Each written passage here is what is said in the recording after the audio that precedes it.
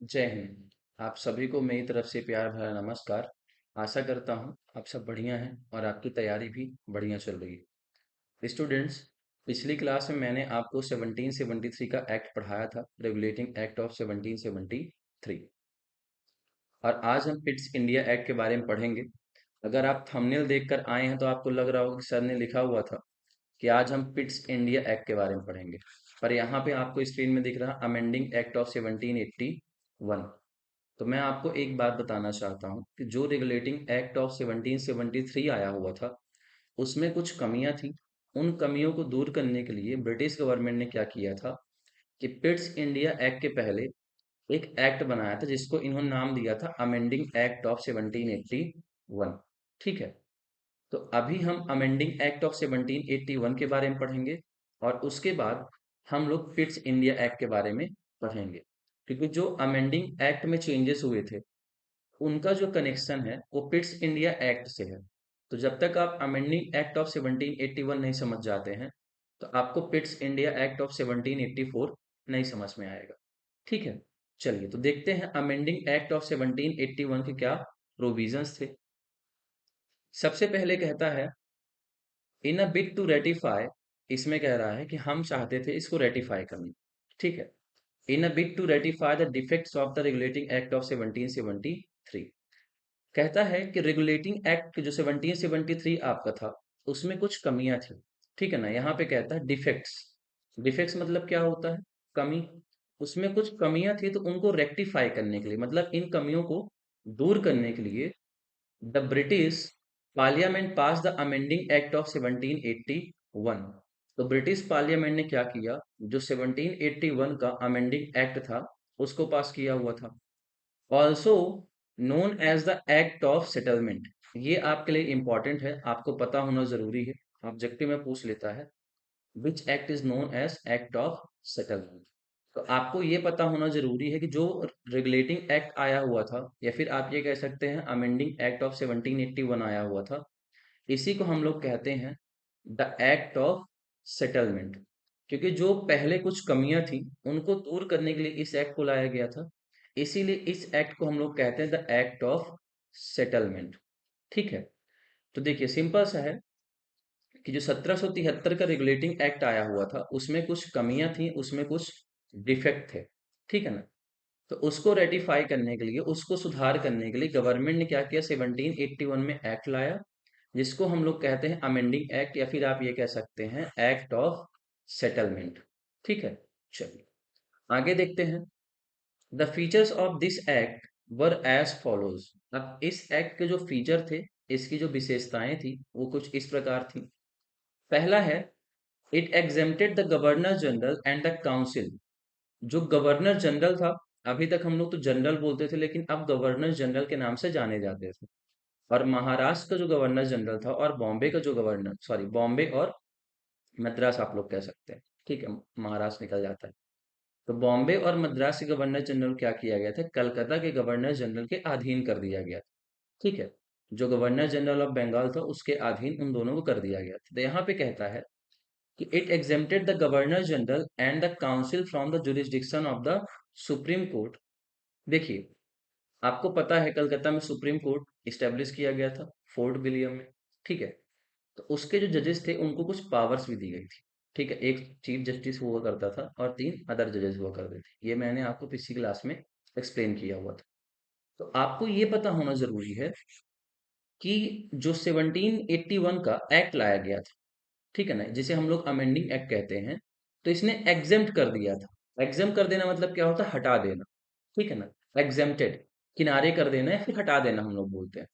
Exempted the governor general, जो governor general था उसको, एंड द काउंसिल, और जो गवर्नर जनरल की काउंसिल हुआ करती थी, इनको एग्जाम कर दिया गया था, हटा दिया गया था from the jurisdiction of the supreme court. जो सुप्रीम कोर्ट की जुरिस्डिक्शन थी, सुप्रीम कोर्ट की जुरिस्डिक्शन में जो जो आते थे उनमें से इनको हटा दिया गया था। सपोज करिए कि जैसे मान लीजिए कि कोई केस होता है, ये कुछ मिसकंडक्ट कर देते हैं, तो इनके खिलाफ सुप्रीम कोर्ट कार्रवाई नहीं कर सकता। सिंपल सा मतलब ये होता है। जैसे हमारे जो प्रेसिडेंट होते हैं उनको कुछ प्रिविलेजेस प्रोवाइड किए जाते हैं, मतलब उनको कुछ, आप ये कह सकते हैं स्पेशल, जो क्या कह सकते हैं, जो स्पेशल सुविधाएं कह सकते हो, ठीक है ना, स्पेशल प्रिविलेजेस जो आप बोलते हो, वो प्रोवाइड कराई जाती है। तो यहाँ भी क्या था कि जो गवर्नर जनरल था और उसकी जो काउंसिल हुआ करती थी, तो उसको सुप्रीम कोर्ट का जो जुरिस्डिक्शन था उससे एग्जिम कर दिया गया था, बाहर रखा गया था। ठीक है। For the acts done by them in their official capacity, मतलब अपने पद पर रहते हुए जो आपका गवर्नर जनरल था और गवर्नर जनरल की जो काउंसिल थी, जो गवर्नर जनरल काउंसिल के लोग हुआ करते थे, तो वो अपने पद पर रहते हुए अगर उन्होंने कोई एक्ट किया हुआ है, act done by them in their official capacity, तो उन्होंने अगर कोई काम किया है तो उस काम के लिए उनको पनिश नहीं किया जाएगा। ठीक है, सिंपल था। सिमिलरली, ठीक इसी प्रकार से क्या हुआ, it also exempted the servant of the company from the jurisdiction of the supreme court of their official action. अब आपको पता है कि कंपनी में बहुत सारे लोग काम किया करते थे, ठीक है। तो कंपनी के लोग जो भी काम कर रहे थे, जो भी वो कंडक्ट कर रहे थे, ऑफिशियल एक्शन जो भी वो अपने काम को कर रहे थे, तो उससे इनको भी बाहर कर दिया गया था। मतलब जैसे मान लीजिए कि मैं गवर्नमेंट का सर्वेंट हूँ, ठीक है, मान लीजिए कि मैं एक गवर्नमेंट एम्प्लॉय हूँ, मेरी जॉब लगी हूँ, मैं सरकारी नौकर हूँ, समझ लीजिए। तो जो गवर्नमेंट एक्शन लेगी उससे मुझे भी बाहर रखा जाएगा। अगर मैंने कुछ काम किया, मैंने कुछ गलत काम भी कर दिया हुआ है, तो गवर्नमेंट मुझे उससे बाहर रखेगी। ये सिंपल सा था। ठीक है। तो देखिए, जो गवर्नर जनरल था और गवर्नर जनरल काउंसिल थे और उसके अलावा कंपनी के जो सर्वेंट थे, इन सबको जो सुप्रीम कोर्ट का जुरिस्डिक्शन था उससे बाहर रखा गया था, यानी इनके खिलाफ आप कोई भी कार्रवाई नहीं कर सकते। ठीक है, सिंपल सा। सेकंड फीचर क्या कहता है, it excluded the revenue matters and the matters arising in the collection of revenue from the jurisdiction of the supreme court. अब कहता है कि रेवेन्यू मैटर जो होता है, जो 1773 का एक्ट लाया गया था, तो जो बंगाल का रेवेन्यू करने का, रेवेन्यू कलेक्शन करने की जिम्मेदारी थी, तो गवर्नर जनरल ऑफ बंगाल को दे दी गई थी। ठीक है। तो यहाँ भी क्या कह रहा है, एक एक्सक्लूडेड। एक्सक्लूडेड मतलब क्या होता है, एक्सक्लूड कर देना, बाहर कर देना। ठीक है। The revenue matters and the matters arising in the collection of revenue from the jurisdiction of the supreme court. Revenue संबंधित जो भी मैटर है, रेवेन्यू संबंधित जो भी बातें हैं, और रेवेन्यू को कलेक्ट करते समय जो भी आप काम कर रहे हैं, तो उस काम के लिए भी आपको सुप्रीम कोर्ट के जुरिस्डिक्शन से बाहर रखा जाए। जैसे कई बार आप लोग देखते हो, मूवी में दिखाता है कि लोग मनमाने ढंग से रेवेन्यू वसूल करते हैं, या फिर कई बार होता है जो बड़ी बड़ी बैंक्स होती हैं जो लोन देती हैं, तो मन चाहे तरीके से आते हैं, घर पे दंगा फसाद करते हैं ना, और आपको फोर्स करते हैं कि आप जल्दी से जल्द उनका जो पैसा बचा हुआ है, जो पेमेंट बची है, ड्यू है, उसको पे करिए, वरना वो घर सीज कर देंगे, फिर आपकी जमीन बेच सकते हैं। कई बार मूवी में दिखाता है कि जैसे जो आपके घर में सामान रहता है वो ले जाते हैं। ठीक है। तो यहाँ भी क्या कह रहा है कि जब आप रेवेन्यू कलेक्ट करोगे, और जो रेवेन्यू संबंधित जो भी मैटर रहेगा, जो भी बातचीत रहेगी, उसको भी हम लोग क्या कर देंगे, सुप्रीम कोर्ट के जुरिस्डिक्शन से क्या किया जाएगा, एक्सक्लूड किया जाएगा, यानी सुप्रीम कोर्ट के दायरे में वो नहीं आएगी, वहां पे आपके खिलाफ कोई भी केस नहीं चलाया जा सकता। ठीक है। थर्ड देखते हैं, इट प्रोवाइडेड दैट, और साथ ही साथ क्या हुआ, किसने प्रोवाइड किया, the supreme court was to have jurisdiction over all the inhabitants of Calcutta. इसने कहा, ये जो एक्ट आया हुआ था अमेंडिंग एक्ट, इसमें कहा कि जो सुप्रीम कोर्ट है ना, was to have jurisdiction over all the inhabitants of Calcutta. Calcutta के जितने भी लोग थे, इनहेबिटेंट्स मतलब क्या होता, वहां के जो रहने वाले थे, कलकत्ता के जो लोग रहने वाले थे, उन सभी को जुरिस्डिक्शन में रखा जाए। ठीक है ना। Supreme court provided that the court to have jurisdiction over all the inhabitants of Calcutta, मतलब कलकत्ता में रहने वाले जितने भी लोग हैं उन सब के ऊपर जुरिस्डिक्शन रहेगा। अगर वो केस करना चाहते हैं, फिर उनके खिलाफ कोई केस करता है, तो कार्रवाई की जाएगी। ठीक है। It also require the court, और साथ ही साथ कोर्ट को यह भी जिम्मेदारी दी गई, administer the personal law of the defendants. जो डिफेंडेंट्स है, जिसके खिलाफ केस दर्ज किया गया है, जो अपने आप को बचाना चाहता है और जिसने केस दर्ज किया, तो दोनों के अलग अलग लॉज होंगे, यानी कि जिस लॉ को वो फॉलो करते हैं उसी के हिसाब से वहां पे कार्यवाही की जाएगी। For example, Hindus were to be treated या फिर tried according to the Hindu law, and Muslims were to be tried according to the Muhammadan law. कहता है कि अगर मान लीजिए कि जो कलकत्ता के लोग हैं, उन्होंने कोई केस फाइल किया हुआ कोर्ट में, जिस कास्ट से बिलोंग करते हैं या फिर उनके जिस धर्म में जो भी नियम फॉलो किया जाता है, उसी के अकॉर्डिंग उनको ट्रीट किया जाएगा। यानी कि देखिए, अगर किसी हिंदू के खिलाफ केस दर्ज हुआ है, तो उसको हिंदू लॉ के तहत ट्रीट किया जाएगा, उसका केस जो है हिंदू लॉ के तहत फॉलो किया जाएगा। ठीक है। And Muslims were to be tried according to the Muhammadan law, और अगर किसी मुस्लिम के खिलाफ केस दर्ज हुआ है, तो जो वो मोहम्मदन लॉ फॉलो करते हैं, मुस्लिम जो लोग अपना लॉ फॉलो करते हैं, उसके तहत उनके केस को चलाया जाए, यानी कि कार्रवाई हिंदू लॉज और मुस्लिम लॉज के तहत ही की जाए। ठीक है, तो इसमें ये भी प्रावधान किया गया था। आगे देखते हैं। इट लेट डाउन दैट, इसने ये भी कहा कि the appeals from the provincial court, जो प्रोविंस होते हैं, मतलब आपके अंडर में जो काम कर रहे हैं, आसपास जो प्रोविंस है, could be taken to the governor general in council and not to the supreme court. कहता है कि जो प्रोविंस होते हैं, बहुत सारे आसपास के क्षेत्र हैं, जैसे आप लोग को पता होगा कि जो गवर्नर जनरल ऑफ बंगाल था, वहां पे बहुत सारे प्रोविंस हुआ करते थे। प्रोविंस यानी मतलब छोटे छोटे क्षेत्र कह सकते हो, जहाँ पे राजा जो हुआ करता था वो रूल करता था, या फिर नवाब हुआ करते तो वो लोग रूल करते थे। तो यहाँ पे कहता है कि it let down the appeals from the provincial court, जो प्रोविंशियल कोर्ट थी उनकी जो अपील हुआ करती थी, could be taken to the governor general in council. तो प्रोविंशियल कोर्ट जो थे, क्षेत्र पे कुछ कोर्ट स्टैब्लिश किए गए थे, तो उनकी जो अपील थी, उनको direct governor general in council में टेक किया जा सकता था, वहां पे उस अपील को सुना जा सकता था, and not to the supreme court. Supreme court में वो अपील नहीं सुनी जाएगी। ठीक है, तो सिंपल सा है, जो आसपास की प्रोविंशियल कोर्ट थी, उनकी पावर कम कर दी गई, या फिर आप ये कह सकते हो कि उनकी जो पावर थी, कहा गया कि अगर आपके पास कोई केस आता है, तो अगर हम चाहते हैं तो गवर्नर जनरल इन काउंसिल में वो केस को सॉल्व किया जाएगा, फिर उसकी सुनवाई की जाएगी, and not to the supreme court, और इसकी सुनवाई सुप्रीम कोर्ट में नहीं की जाएगी। कुल मिला के अगर अभी तक देखो तो सुप्रीम कोर्ट की पावर को लगभग कम किया जा रहा है। ठीक है, चल आगे बढ़ते हैं। पांचवा हमारा प्रिंसिपल क्या था, या फिर पांचवी इसकी जो प्रोविजन तो वो क्या थे। ठीक है, it empowered the governor general in council to frame regulations for the provincial court and council। अब देखो सिंपल सा है, जो गवर्नर जनरल इन काउंसिल थी, गवर्नर जनरल की जो काउंसिल हुआ करती थी, तो उसमें क्या किया गया, उसकी ताकत और बढ़ा दी गई, उसको और शक्तियां दी गई, और क्या पावर दी गई थी, to frame regulations for the provincial court and council, कि जो प्रोविंस के कोर्ट हैं और जो प्रोविंशियल काउंसिल्स हैं, उनको कैसे हम लोग रेगुलेट करते हैं। ठीक है ना, उनका कैसे रेगुलेशन किया जाएगा, ये भी फ्रेम किया गया था। तो सिंपल सा है, आप लोग देखो सुप्रीम कोर्ट की पावर को ही कम कर दिया जा रहा है, सारी की सारी पावर गवर्नर जनरल या फिर गवर्नर जनरल इन काउंसिल उसको दे दिया जा रहा है। ठीक है ना, बहुत से मैटर हैं जो एक्सक्लूड कर दिए गए हैं। तो यहाँ पे क्या किया गया, जो सुप्रीम कोर्ट स्टेब्लिश की गई, तो उसकी पावर को थोड़ा थोड़ा करके कम कर दिया गया। ठीक है, तो लास्ट पॉइंट हमारा यही कहता है, जो गवर्नर जनरल इन काउंसिल होगा to frame regulation for the provincial courts and council, वही जो गवर्नर जनरल ऑफ काउंसिल है, वो प्रोविंशियल कोर्ट के लिए और प्रोविंशियल काउंसिल के लिए क्या करेगा, रेगुलेशन को वो फ्रेम करेंगे, यानी कैसे रेगुलेट करना है वो गवर्नर जनरल ऑफ काउंसिल बताएगा। ठीक है, चलिए, तो ये तो हमारे फीचर्स हो गए जो 1781 में अमेंडिंग एक्ट लाया गया था। ठीक है, तो आपको एक बैकग्राउंड मिल गया, अब पिट्स इंडिया एक्ट को समझने में थोड़ी आसानी हो जाएगी। ठीक है, चलिए तो आगे देखते हैं। अब आता है पिट्स इंडिया एक्ट ऑफ 1784। 1781 में अमेंडमेंट किया गया। ठीक है ना, कुछ अमेंडिंग एक्ट थे जो उसमें प्रावधान किए गए थे और उसको चेंज किया गया। ठीक है, उसके जस्ट 3 साल बाद क्या होता है, 1784 में पिट्स इंडिया एक्ट लाया जाता है। ठीक है ना, पिट्स इंडिया एक्ट।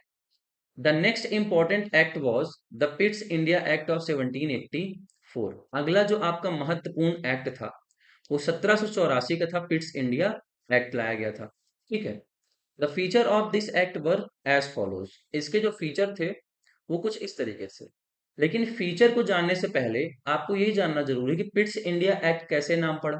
ठीक है ना, जो पिट्स इंडिया एक्ट था, उसके प्रावधान जानने से पहले आपको ये जानना जरूरी है कि इसका नाम पिट्स इंडिया एक्ट क्यों रखा गया। क्योंकि बाकी सभी जगह देखो ना, रेगुलेटिंग एक्ट है, गवर्नमेंट ऑफ इंडिया एक्ट 1909 है, 1919 है। ठीक है ना, तो यहाँ पे क्या था कि पिट्स इंडिया एक्ट ही क्यों नाम दिया गया, ये जानना आपके लिए जरूरी है। ठीक है, चलिए, तो यहाँ पे जो आपको ये दिख रहे हैं महाशय, ठीक है ना, मैं कलर चेंज कर देता हूँ, ये जो दिख रहे हैं, हम्म, चलिए हाँ, अब सही। जो ये पर्सन आपको दिख रहे हैं, इनका नाम है विलियम पिट। ठीक है ना, इनका नाम क्या है, विलियम पिट नाम। विलियम पिट द जूनियर, वो उस समय ब्रिटेन के पीएम हुआ करते थे, ब्रिटेन के ये पीएम थे। इन्होंने ही पिट्स इंडिया एक्ट को बनाया हुआ था और सेंड किया हुआ था, कैसे हम इंडिया में रेगुलेट करेंगे। इसीलिए जो हमारा पिट्स इंडिया एक्ट है 1784 का, उसको इनके नाम पर रखा गया था। जैसे कई बार आप देखते हो बहुत सारी कमिटीज होती हैं, जो उसका मेंबर होता, चीफ होता है, उसी के नाम पे उस कमेटी का नाम रखा जाता है। तो इनका ये जो सजेशन थे पिट्स इंडिया एक्ट में, वो विलियम पिट द जूनियर ने दिए हुए थे, उस समय वहां के पीएम हुआ करते थे, इसीलिए इसको पिट्स इंडिया एक्ट ऑफ 1784 के नाम से जाना जाता है। ठीक है, चलिए अब फीचर देखते हैं। पहला फीचर क्या है? It distinguished between the commercial and political function of the company.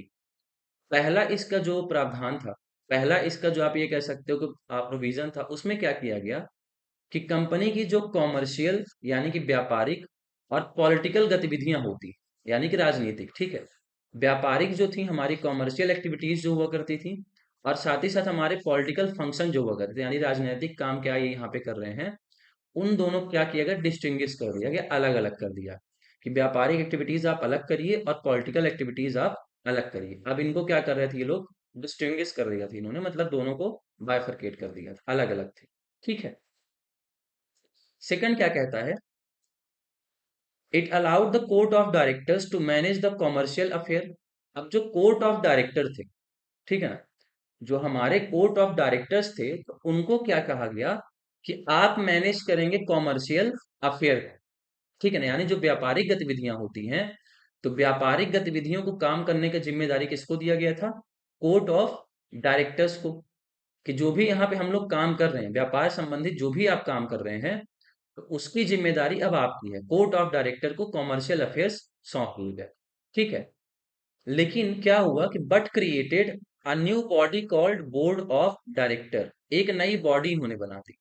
इन्होंने क्या किया, एक नई बॉडी बोर्ड ऑफ डायरेक्टर बना दी हुई थी, to manage the political affairs. कि देखिए सिंपल सा है, कोर्ट ऑफ डायरेक्टर जो है आपके कॉमर्शियल मैटर को कंट्रोल करेंगे। जो भी कोर्ट ऑफ डायरेक्टर में जो जो रहेगा, वो आपके कमर्शियल फंक्शन को देखेगा। पॉलिटिकल फंक्शन के लिए क्या किया गया था कि बोर्ड ऑफ कंट्रोल बनाया गया था। ठीक है ना, एक नई बॉडी क्रिएट की गई थी जिसको हम लोग बोर्ड ऑफ कंट्रोल कहते हैं, और उन्हें यह जिम्मेदारी दी गई कि जो भी पॉलिटिकल अफेयर्स हमारे इंडिया में चल रहे हैं, आप उनको देखेंगे। ठीक है, तो सिंपल से इस तरीके से हम ये कहते हैं, thus it establish a system of dual government, या फिर आप ये कह सकते हो डबल गवर्नमेंट। तो आपसे पूछा जा सकता है कि सबसे पहले डबल गवर्नमेंट का कॉन्सेप्ट किस एक्ट में लाया गया था, तो आपको बताना है कि सर ये पिट्स इंडिया एक्ट में लाया गया था। ठीक है, तो सिंपल सा है, देखिए कि जो कोर्ट ऑफ डायरेक्टर थे हमारे, उनको क्या कहा गया कि आप कॉमर्शियल अफेयर देखेंगे, ठीक है ना, लेकिन एक नई बॉडी क्रिएट की गई, एक नई बॉडी क्रिएट की गई, बोर्ड ऑफ कंट्रोल, जो कि क्या करेंगे, जो कि हमारे पॉलिटिकल अफेयर को देखेंगे। ठीक है ना, तो ध्यान सुन लीजिए, कोर्ट ऑफ डायरेक्टर आपके कॉमर्शियल अफेयर को देखेगा, बोर्ड ऑफ कंट्रोल आपके पॉलिटिकल अफेयर को देखेगा। तो इस तरीके से ये कह सकते हो कि जो कमर्शियल फंक्शन था और पॉलिटिकल फंक्शन था, दोनों क्या कर दिया गया, अलग कर दिया गया, तो बायफरकेट कर दिया गया। तो इस तरीके से हम ये कह सकते हैं कि पिट्स इंडिया एक्ट जो था, उसने डबल गवर्नमेंट की शुरुआत हमारे इंडिया में की हुई थी।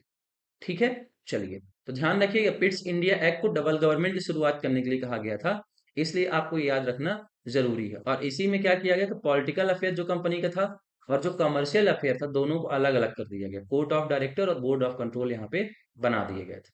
ठीक है, चलिए आगे बढ़ते हैं। It empowered the board of control to supervise. अब जो बोर्ड ऑफ कंट्रोल था, जो हमारे पॉलिटिकल अफेयर देखेंगे, हमारे राजनीतिक संबंध कैसे हैं वो देखेंगे, तो इनको क्या किया गया, इनको कुछ न कुछ एम्पावर्ड किया गया, इनको थोड़ी शक्तियां और दे दी गई थी। ठीक है, तो सुपरवाइज ये लोग क्या करेंगे, सुपरवाइज करेंगे, देखेंगे, नजर रखेंगे, and direct all operation of the civil, जितने भी सिविल मैटर होते हैं, एंड मिलिट्री मैटर, जो भी गवर्नमेंट हमारी यहाँ पे काम कर रही है। ठीक है, गवर्नमेंट के सिविल और जो मिलिट्री मैटर होते हैं, ठीक है ना, और revenues of the British position in India. कि देखिए सिंपल सा है कि हम कैसे यहाँ अपनी मिलिट्री को ऑर्गेनाइज कर रहे हैं, कैसे हमारी सेना यहाँ पे काम कर रही है, कैसे हम यहाँ पे रेवेन्यू कंट्रोल कर रहे हैं, फिर आप रेवेन्यू कलेक्ट कैसे कर रहे हो, रेवेन्यू कलेक्ट करने के लिए कैसा मेथड लगा रहे हो, आगे हम लोग पढ़ेंगे महलबाड़ी ज्योतिवाड़, ठीक है ना, आप उसमें पढ़ते हो, हिस्ट्री में पढ़ते हो। ठीक है ना, तो इस तरीके के जो एक्ट लाए गए थे रेवेन्यू कलेक्ट करने के लिए, तो आपको सिंपल से याद रखना है कि जो हमारा बोर्ड ऑफ कंट्रोल था, उसको कुछ और भी पावर दी गई, और उस पावर में क्या किया गया कि इन्हें कहा गया कि आप सुपरवाइज करेंगे, आप ध्यान रखेंगे, नजर रखेंगे, एंड डायरेक्ट भी करेंगे, आप उनको दिशा निर्देश भी प्रोवाइड कराएंगे। All operations of the civil, जितने भी हम यहाँ पे काम कर रहे हैं, सिविल से संबंधित जितने भी हमारे काम हैं, एंड मिलिट्री, और हमारी सेना संबंधित जो भी काम, ठीक है ना, या फिर आप ये कहिए revenues of the British position in India. Government की यहाँ पे कैसे रेवेन्यूज कलेक्ट कर रहे हैं, क्या यहाँ पे पोजीशन है, कैसे मिलिट्री काम कर रही है, उन सब का काम किसको दिया गया था, बोर्ड ऑफ कंट्रोल को। ठीक है, चलिए। तो इस तरीके से कंक्लूजन में क्या कहा जा सकता है, इसमें ज्यादा नहीं था, पिट्स इंडिया के बहुत छोटा सा था, तीन ही फीचर थे। ठीक है ना। इसीलिए मैंने रेगुलेटिंग एक्ट के साथ जो अमेंडिंग एक्ट आया हुआ था 1781 का, उसके साथ में मैंने पढ़ाया हुआ था। क्योंकि जो आपका पिट्स इंडिया एक्ट उसमें 3 या 4 पॉइंट ही हैं, तो आपको पता होना जरूरी है, एक बैकग्राउंड पता होना जरूरी है। तो इसका कंक्लूजन देखते हैं क्या। ठीक है। कंक्लूजन में कहता है, thus the act was significant for two reason. ये एक्ट जो था दो रीजन के लिए, दो कारणों से बहुत महत्वपूर्ण हो जाता है। पहला कारण क्या है, उसका पहला कारण कहता है the companies territories in India. जो कंपनी की टेरिटरी थी, यानी कि कंपनी जितने पर रूल कर रही थी, जितने को कंपनी ने अपने अधीन किया हुआ था, या फिर जैसे बंगाल है तो वहां पे कंपनी का शासन चल रहा था, बॉम्बे में, मद्रास में। ठीक है। तो यहाँ पे क्या कहते हैं, जो कंपनीज की टेरिटरीज थी, यानी कंपनीज का जो क्षेत्र था in India, were for the first time, पहली बार क्या किया गया, द फर्स्ट टाइम क्या किया गया, called the British positions in India. यानी कि ब्रिटिश की जो पोजीशंस है, ब्रिटिश ने जितनी चीजें जीती हुई थी, ब्रिटिश के अधीन जितनी चीज थी, उसने क्या कहा, पोजीशन नाम दिया गया, ब्रिटिश पोजीशन इन इंडिया। यानी कि यहाँ पे हमारा क्या है, अधिकार है, ब्रिटिश का यहाँ पे अधिकार है। तो भारतीय जमीन जो थी, जो इन्होंने इंडियन लैंड अक्वायर किया हुआ था जीत करके, ठीक है ना, अलग अलग वॉर से, इस एक्ट के माध्यम से पहली बार इन्होंने क्या कहा कि जितनी भी टेरिटरीज हमारे इंडिया में है, ठीक है, जितनी भी टेरिटरीज को हमने जीता हुआ है, तो ये हमारा ब्रिटिश पोजीशंस है, यानी इस पे हमारा अधिकार है, ब्रिटिश का अधिकार।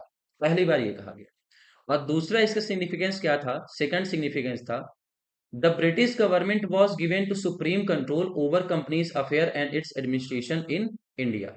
जो ब्रिटिश गवर्नमेंट थी, जो ब्रिटिश की पार्लियामेंट थी, ठीक है ना, उसको क्या दिया गया था, सुप्रीम कंट्रोल दे दिया गया था, पूरा का पूरा कंट्रोल अब ब्रिटिश गवर्नमेंट का था। यानी कि जो ब्रिटिश पार्लियामेंट थी, पूरा का पूरा कंट्रोल उसको दे दिया गया था ओवर कंपनीज अफेयर, कि कंपनी का जो भी वहां पे काम है, कंपनी जो भी यहाँ पे काम कर रही है, उसकी पल पल की जानकारी हमको चाहिए। पूरा का पूरा कंट्रोल अब हमारे पास होगा, हर एक छोटी छोटी जानकारी भी हमको मिलनी चाहिए। ठीक है ना। And its administration in India, और कैसे वो एडमिनिस्ट्रेशन कर रही है, कैसे वो वहां पे व्यवस्था बना रही, कैसे वो चला रही है व्यवस्था को बना करके, तो वो सारी की सारी चीजें जो थी, सारा का सारा दायित्व क्या था, अब ब्रिटिश गवर्नमेंट को सौंप दिया गया था। ठीक है, चलिए। तो यहीं पे हमारा लेक्चर समाप्त होता है। उम्मीद करता हूँ चीजें आपकी क्लियर हो गई होंगी। अगर कोई डाउट होगा तो आप कमेंट सेक्शन में बता सकते हैं, और एक बार फिर से देखिएगा और नोट्स जरूर बना लीजिएगा। ठीक है, चलिए, तो मिलेंगे नेक्स्ट क्लास में, तब तक अपना ख्याल रखिए और अच्छे से पढ़ाई करते रहिए। जय हिंद।